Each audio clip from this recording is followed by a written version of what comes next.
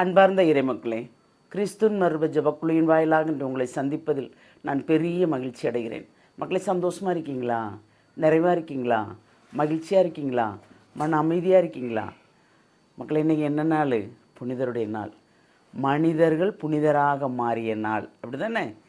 இந்த நாள் ஒரு நிறைவான ஆசீர்வாத நாள். நம்மளும் மனிதர் தான். என்னைக்கு புனிதராக போகிறோம் இல்லையா? இந்த என்னைக்கு புனிதராக போகிறோங்கிறதுனா, நான் என்ற எண்ணங்கள் இருந்தாலே நம்ம புனிதர் அல்ல. அந்த நாங்கிற எண்ணம் இருக்கும்போது ஆணவம், அகங்காரம் எல்லாமே நமக்கு சேர்ந்து வந்துடும். தாழ்ச்சி, பொறுமை, சமாதானம், விட்டு கொடுக்குற தன்மை இது இருந்துச்சுன்னா கண்டிப்பாக நம்ம மனிதராகிய நாம் புனிதராக மாறலாம். இன்று மாதத்தின் முதல் நாள். இந்த முதல் நாளில் ஆண்டவர் நமக்கு என்ன இறை செய்தி தர்றார் பார்ப்போமா? திருத்தூதர் பவுல் எபேசியருக்கு எழுதிய திருமுகம், அதிகாரம் 2, இறை வார்த்தை 19 22 முடிய. எனவே நீங்கள் அந்நியர் அல்ல, வேறு நாற்றினரும் அல்ல, இறைமக்கள் சமுதாயத்தின் உடன் குடிமக்கள், கடவுளின் குடும்பத்தைச் சேர்ந்தவர்கள், திருத்தூதர்கள், இறைவாக்கினர்கள் ஆகியோரை அடித்தளமாகவும் கிறிஸ்து இயேசுவை மூளைக்கல்லாகவும் கொண்டு அமைக்கப்பட்ட கட்டிடமாயிருக்கிறீர்கள். கிறிஸ்துவின் உறவில் கட்டடம் முழுவதும் இசைவாகி பொருந்தி ஆண்டவர்க்கென்று தூய கோவிலாக வளர்ச்சி பெறுகிறது.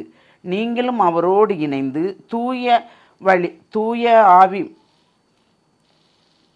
தூய ஆவி வழியாக கடவுளின் உருவடமாக கட்டப்பட்டு வருகிறீர்கள். Praise the Lord. நீங்கள் கடவுளின் குடும்பத்தைச் சேர்ந்தவர்கள். என்ன சொல்கிறாரு பாருங்க, நம்மளை அனைவரையுமே கடவுள் குடும்பத்தை சேர்ந்தவர்களாக நம்ம. அப்போ அந்த கடவுள் குடும்பத்தை சேர்ந்தவர்களாக இருந்தால் எப்படி இருப்போமா? திருத்தூதர்களாக இருப்போமா? இறைவாக்கினர்களப்பா இருப்போமா? இயேசு கிறிஸ்துவை அடித்தளமாக கொண்டு நாம் வாழ்கின்ற வாழ்க்கை தான் மனிதராக இருந்து புனிதராக மாறுவது. இயேசு மனிதனாக பிறந்தார் அல்லவா? அவரை யாராவது மதித்தாங்களா? ஆனால் நமக்காக, நம் பாவங்களுக்காக அனைத்தையும் நொறுக்கப்பட்டு போனார். என்ன, அவரை போல யாருமே நொறுக்கப்படவே இல்லை. இவ்வுலகத்தில் யாராவது அப்படி நொறுக்கப்பட்டிருக்கோமா? ஆனால் பொறுமையின் சிகரமாக அதை ஏற்றுக்கொண்டார். மனிதர் எந்த அளவுக்கு நாம் கீழ்த்தரமான துன்பங்கள்லாம் நம்ம படுறோமோ அதை விட மோசமான துன்பங்கள்லாம் அவர் அனுபவித்தார். அந்த அனுபவித்ததுனால தான் பிதாவின் வலது பக்கம் வீற்றிருக்கிறார். அவர் தன் மகனையே நமக்கு தந்தார் இல்லையா? அதனால தான் என்ன சொல்கிறாப்புல இறைவார்த்தையில், இனி நீங்கள் அந்நியர் அல்ல, வேற்றி நாட்டரும் அல்ல, இறைமக்கள் சமுதாயத்தின் உடன்குடி மக்கள், கடவுளின் குடும்பத்தை சார்ந்தவர்கள். அப்போ நாம் கடவுளின் குடும்பத்தை சேர்ந்தவர்கள் எப்படி இருக்க வேண்டும்? கிறிஸ்துவை அடித்தளமாக கொண்டதுனால அவருடைய மூளைக்கல்லாக அவரே இசைவாகி நமக்கு கட்டடத்துக்கு எப்படி அடித்தளம் போடுறாங்க, அஸ்திவாரம் போடுறாங்க, அந்த அஸ்திவாரத்தை போல் ஸ்ட்ராங்காக அதில் நாம் எழுப்பப்பட வேண்டும். அவர் தான் நமக்கு எல்லாமே. நம்ம என்னைக்காவது இருக்கிறோமா? கிறிஸ்துவின் உறவில் கட்டடம் முழுவதும் இசைவாக பொரிந்து ஆண்டவருக்கென்ற தூய கோவிலாக வளர்ச்சி பெறுகிறது. நாம் ஒரு கோவிலுக்குள்ள மாதிரி இருக்கிறோமா? நம்முடைய சொல், செயல், சிந்தனைகள் அனைத்துமே எப்படி இருக்குது? ஒரு கோயில் உருவாகிறதுக்கு உண்டானது போல் இருக்கிறதா? தூயதாக இருக்கிறதா? தூய்மையாக இருக்கிறதா? பிறர் பார்க்கும் அளவுக்கு முன்மாதிரியாக இருக்கிறதா? ஏதாவது நம்மகிட்ட இருக்குதா? அப்படி ஏதாவது ஒன்று இருந்தால் நாம் தான் பெயர் பெற்றவர்கள். Praise the Lord. ஏனென்றால் எல்லாரையுமே குற்றப்படுத்தலை, எல்லாரையுமே கேள்வி கேட்கல. புனிதர்கள் விழா, புனிதர்களில் எப்படி இருந்திருப்பாங்க? பிறக்கும்போதே புனிதராகவும் இருக்கிறாங்க சில பேர் இல்லையா? சில பேர் மனிதராக வாழ்ந்து புனிதராக மாறி இருக்கிறாங்க. அப்போ எல்லா புனிதர்களையும் எந்த நிலையில் நாம் கொண்டாடுகிறோம்? நிறைவான நிலையில் கொண்டாடுகிறோம். நாம் மனிதராக இருக்கிறோம். நம்முடைய சின்ன சின்ன செய்கைகள் மூலமாக நாமளும் புனிதராக மாறலாமா? நாம் மாற மாட்டோங்கிற எண்ணமே நமக்கு அதில் எதிர்மறையாக இருக்கிறது. நாமும் புனிதராக மாறலாம், புனிதராக நடமாடலாம். நாமே ஒரு புனிதர் என்று நம்மை பரிசோதித்து பார்த்து நாம் உலக வாழ்க்கையில் வாழ்ந்தோம் என்றால் எல்லாமே நமக்கு நிறைவாக இருக்கும் இல்லையா? அப்போ நாம் அவரோடு இணைந்து தூய ஆவியின் கடவுளின் உறைவிடமாக இருக்கும்போது தான் ஒன்றாக நாம் எழுப்பப்படுறோம். அவரின்றி நாம் இல்லை.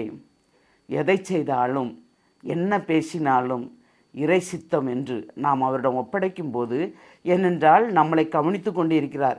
நீங்கள் இறைவாக்கினராக இருக்கிறீர்களா? திருத்தூதர்களாக இருக்கிறீர்களா? இறைவன் உங்களை உற்று நோக்குகிறார். இறைவாக்கினருக்கு அவர்கள் என்ன பணி கொடுத்தாரோ அதை கரெக்டாக செய்யணுமா இல்லையா? அதுக்கு ஏற்ற கணக்கு கேட்பார் அவர். நம்ம அந்த கணக்கு கொடுக்கணும். கணக்கு கொடுக்கும்போது நான் அப்படி செஞ்சேன் இப்படி செஞ்சேன்லாம் சொல்ல முடியாது. இல்லையா? ஏன்னா அவர் செஞ்சது, அவர் என்ன சொல்கிறார், சில இறைவார்த்தையில் உங்களை எனக்கு தெரியவே தெரியாதுன்னு சொல்கிறாரு. என்னடா நான் உங்களை போல போதிச்சேனே, நான் தர்மம் செஞ்சேனே, தானம் செஞ்சேனே, அப்படி செஞ்சேனே, இப்படி செஞ்சேனேன்னு சொன்னால் உங்களை எனக்கு தெரியவே தெரியாது. நம்மளை தெரியும் அப்படின்னு சொல்லி கூப்பிட்ற ரகமாக நம்ம இருக்கோம்மா, நம்மளை அவர் தெரியாதுன்னு சொல்கிற ரகமாக இருக்கோம்மா? எந்த ரகமாக இருக்கோம்? சிந்திப்போமா? எல்லாம் வல்ல இறைவா, ஆமாண்டவரே, முதல் நாளிலே எங்களுக்கு ஒரு பரீட்சை வைத்தது போல் மாதத்தில் முதல் நாள் நாங்கள் மனிதர்களாக இருந்து புனிதராக மாறுவதற்குண்டான எங்களுக்கு ஒரு கேள்வி எழுப்பியிருக்கிற ஆண்டவரே, எப்படி நாங்கள் வாழ்கிறோம், எந்த வகையில் வாழ்கிறோம், எந்த நிலையில் இருக்கிறோம், இந்த நிலையை கொண்டு யாருக்காக வாழ்கிறோம்?